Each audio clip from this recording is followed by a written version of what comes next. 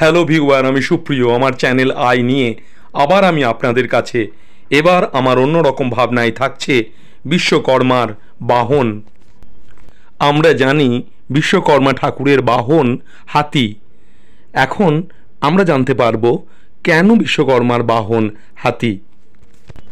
পুরাণ মতে বিশ্বকর্মা মহাবীর এবং সেই সঙ্গে বিশাল ক্ষমতাশালী ও শক্তিশালী।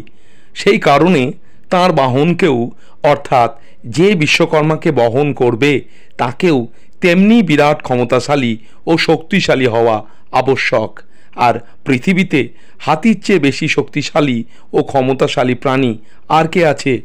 যে জন্য প্রাচীনকালে রাজারা যুদ্ধক্ষেত্রে যুদ্ধ করতেন হাতির পিঠে চেপে।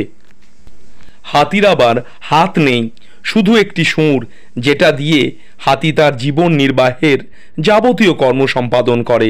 শুঁড়ের আর এক নাম কর, যার জন্য হাতির অন্য নাম কড়ি। হাতি শক্তিশালী দেহের পাশাপাশি খুব শান্ত মস্তিষ্কের অধিকারী, অর্থাৎ শিল্পকর্মের প্রয়োজনীয় ও গুরুত্বপূর্ণ যে দুটি গুণ, দুটিরই হাতির আছে।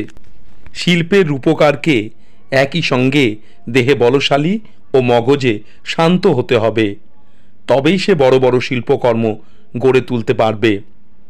অর্থাৎ দেখা যাচ্ছে দেবশিল্পী বিশ্বকর্মা এবং তার বাহন হাতি দুজনের মধ্যেই শিল্পকর্মের এই দুটো অত্যাবশ্যক গুণাবলী আছে। তাই তো বিশ্বকর্মার বাহন হাতি।